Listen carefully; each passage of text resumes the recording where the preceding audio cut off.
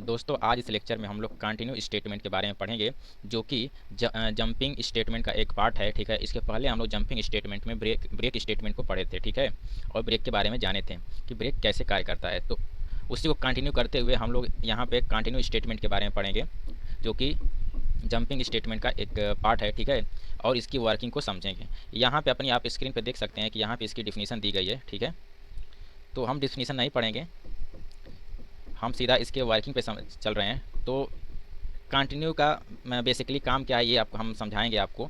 ठीक है दोस्तों, तो कंटिन्यू का मतलब क्या होता है? कंटिन्यू का मतलब होता है निरंतर। ठीक है, बने रहना। ठीक, तो ये क्या करता है, कंटिन्यू क्या करता है कि ब्रेक की तरह यह किसी लूप को फोर्सफुली टर्मिनेट नहीं करता है। ठीक है, यानी कि जब ब्रेक से मुलाकात होती है लूप के अंदर तो ब्रेक क्या करता है कि लूप को एबनॉर्मल टर्मिनेट कर देता है। ठीक है, लेकिन कंटिन्यू ऐसा नहीं करता है। वो क्या करता है कि एक इटरेशन बढ़ा देता है। इटरेशन का मतलब होता है चक्कर। ठीक है, यानी और लूप क्या करता है, इटरेट ही तो होता करता है, यानी चक्कर लगाता है। तो क्या करेगा, जैसे कि ये कंडीशन ट्रू हुई, यहाँ पे अगर कंटिन्यू स्टेटमेंट मिल रहा है, ठीक है, तो इस कंडीशन के ट्रू होने पे कुछ ना कुछ यहाँ पे होना था। ठीक है, लेकिन जब कंटिन्यू स्टेटमेंट मिलेगा तो वो सारी चीज़ें, यानी मान लीजिए कि यहाँ पे कंटिन्यू है। ठीक है, ये स्टेटमेंट चला होगा लेकिन कंटिन्यू यहाँ भी कुछ स्टेटमेंट है मान लेते हैं। ठीक है, यहाँ भी तो हम मान लीजिए कि ये इस कंटिन्यू को मैं इग्नोर कर दूं अगर, ठीक है, तो ये दो स्टेटमेंट क्या है, इस कंपाइल मतलब इस लूप का हिस्सा है। ठीक है, और इस कंडीशन के ट्रू होने पर इन दोनों को एग्जीक्यूट होना है। ठीक है, राइट, होना है।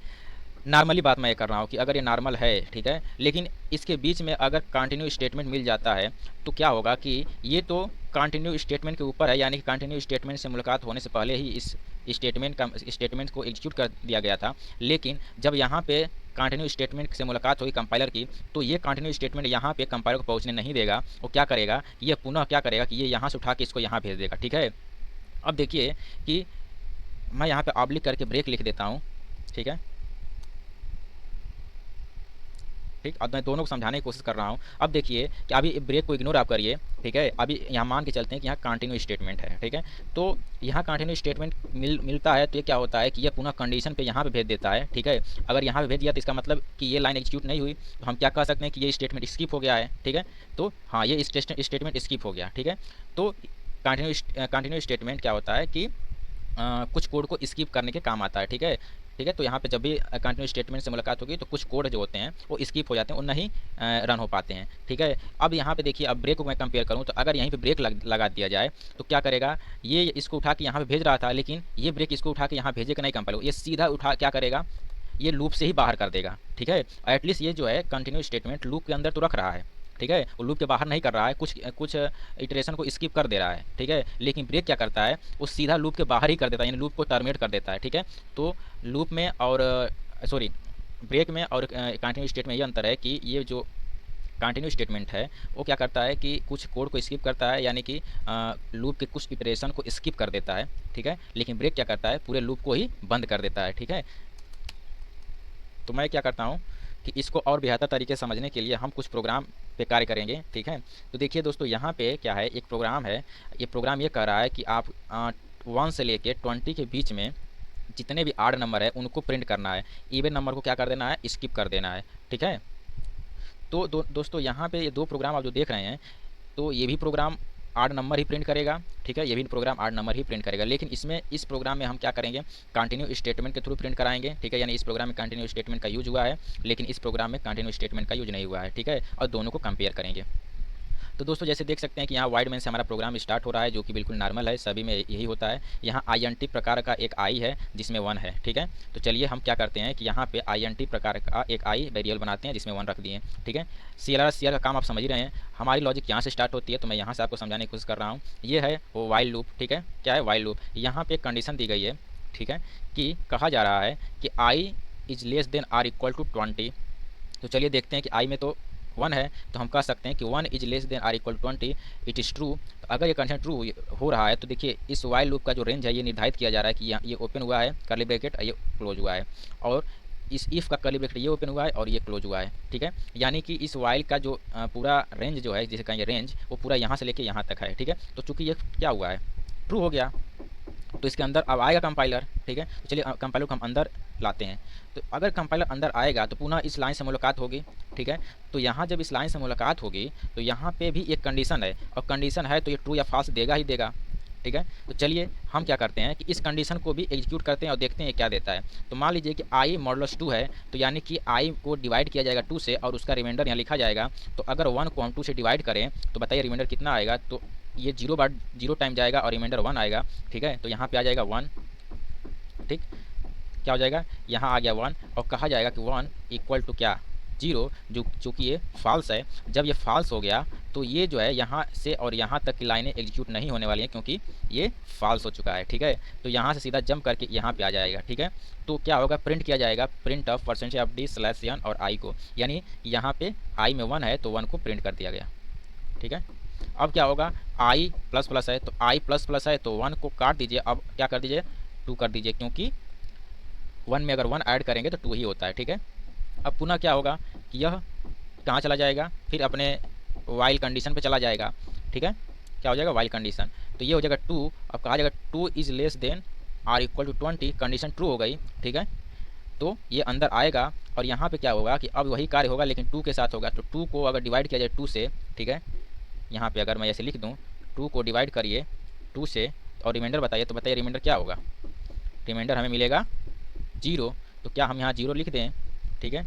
तो यहाँ 0 लिख दीजिए। अब कहा जाएगा 0 इक्वल टू 0, ठीक है। तो ये कंडीशन हो गई ट्रू, ठीक है, एक कंडीशन हो गई ट्रू। तो अब क्या होगा, इसको क्लियर कर देता हूँ।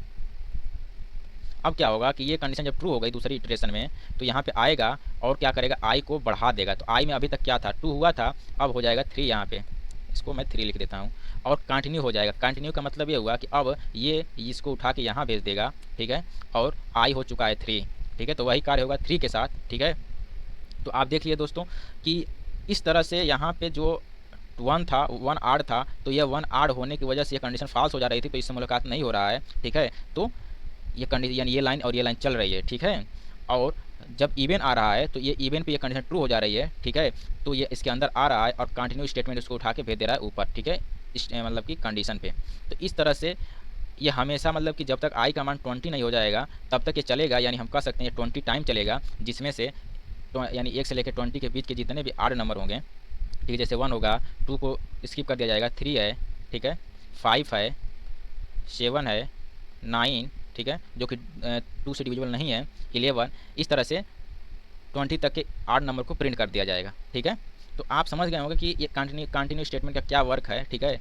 हम लोग कंटिन्यू स्टेटमेंट को ऐसे खुला नहीं छोड़ सकते हैं, उसको हमें कंडीशन में बंद करना ही होगा, क्योंकि अगर खुला छोड़ देंगे तो ये कहीं ना कहीं इन्फिनाइट लूप चलाने लगेगा, ठीक है, समझ गए। यानी ब्रेक हुआ, कंटिन्यू हुआ, आई अथवा गो टू जो कि हम पढ़ेंगे, ये सब क्या है, इन लोगों को हमेशा कंडीशन में बंद करके रखना पड़ता है, ठीक है। तो दोस्तों आप कंटिन्यू स्टेटमेंट के बारे में समझ चुके होंगे, ठीक है। तो आइए दोस्तों हम क्या करते हैं कि इसी प्रोग्राम को मैं दूसरे तरह से फिर बनाया हूँ, ठीक है। वह रिजल्ट वही देने वाला है, ठीक है, लेकिन यहाँ पे क्या है, कंटिन्यू स्टेटमेंट नहीं है। तो दोस्तों यहाँ पे आई है, ठीक है, आई यानी 1 है, 1 छोटा है कितना 20 से, कंडीशन ट्रू होगी और कहा जाएगा कि 1 को डिवाइड किया जाएगा तो क्या दे देगा, 1 देगा यहाँ पे रिमाइंडर, और 1 नॉट इक्वल टू 0 हो जाएगा। देखिए यहाँ पे इसके विपरीत में बिल्कुल कंडीशन लगाया, ये 1 ये क्या है, ये इक्वल टू 0 है, ये नॉट इक्वल टू 0 है, ठीक है, बिल्कुल कंडीशन विपरीत है, ठीक है। तो इसलिए क्या करेगा, एक्चुअली में इस कंडीशन को आड कंडीशन कहते हैं, आड की कंडीशन, ठीक है, चेक करना, ये इवन कंडीशन है, ठीक है। तो मैं इवन कंडीशन पे इसको स्किप कर रहा हूँ, यानी इवन नंबर सब स्किप हो जा रहे हैं, और यहाँ पे देखिए मैं आड को ही सिर्फ प्रिंट करा रहा हूँ, बस यही अंतर है यहाँ पे, ठीक है। कहने का मतलब है कि मैं ही अगर आपको कहूँ कि आप 1 से लेकर 20 तक के सभी सिर्फ 8 नंबर को हमको बताओ, तो इसका मतलब ये हुआ कि मैं इनडायरेक्टली ये कह रहा हूँ कि आप इवन नंबर को स्किप करो, ठीक है। तो मैं वही कर रहा हूँ कि यहाँ पे इवन नंबर को स्किप करता चला जा रहा हूँ, ठीक है। और जब मैं इवन नंबर को स्किप करूँगा तो सिर्फ 8 ही तो नंबर बचेंगे, तो ये 8 बच जा रहे हैं यहाँ पे और प्रिंट हो जा रहा है। लेकिन यहाँ क्या हो रहा है कि मैं सिर्फ इवन को आड को पकड़ पकड़ के यहाँ पे प्रिंट कर दे रहा हूँ, ठीक है, कि अगर तुम आड हो तो प्रिंट हो जाओ, तुम आड हो तो प्रिंट हो जाओ, नहीं हो तो मत हो, ठीक है, इस यही हो रहा है, ठीक है, ठीक है। तो यानी कि अगर मैं यहाँ पे 3 लिख दूँ, यहाँ पे 3, तो 3 को अगर डिवाइड किया जाएगा 2 से तो रिमाइंडर क्या हो जाएगा, 0 तो नहीं आएगा, 1 आएगा। तो क्या हो जाएगा, कंडीशन ट्रू हो जाएगी कि 1 नॉट इक्वल टू 0, उसके बाद ये प्रिंट हो जाएगा। अगर मैं इसी को अगर 6 ले लूँ, ठीक है, यहाँ पे 6 हो जाएगा, तो 6 को अगर डिवाइड किया जाएगा 2 से तो क्या हो जाएगा, रिमाइंडर 0 हो जाएगा, और कहा जाएगा 0 not equal to 0, condition false हो जाएगी, तो ये प्रिंट नहीं होगा, ठीक है। तो ये क्या होगा, हमेशा आड पे ट्रू होगा और इवन पे फॉल्स होगा, ठीक है। तो जब 8 बिट ट्रू होगा तो ये प्रिंट हो जाएगा, आई को हमेशा प्रिंट करा दे रहे हैं हम, क्योंकि आई का ही मान बढ़ता चला जा रहा है। ठीक है, तो इसी तरह से ये इस तरह से बिल्कुल आएगा इसमें भी और इसमें भी। ठीक है, हमारे इस दो प्रोग्राम को बनाने का मेन उद्देश्य था कि आप एक नॉर्मल प्रोग्राम समझ लें और एक कंटिन्यू के थ्रू समझ लें। ठीक है, क्योंकि दोनों प्रोग्राम आपके सामने होंगे तो आप बेहतर तरीके से समझेंगे। ठीक है, तो ये रहा कंटिन्यू का वर्किंग। ठीक है, तो कंटिन्यू जब भी मुलाकात हो करेगा, ठीक है, कंपाइलर से, तो वो कंपाइलर को स्किप कर देगा। ठीक है, तो दोस्तों अगर आपको ये वीडियो पसंद आ रही है तो इसे लाइक करें और हमारे चैनल को सब्सक्राइब करें और अपने दोस्तों में शेयर करें। मिलते हैं दोस्तों नेक्स्ट वीडियो में, तब तक के लिए धन्यवाद।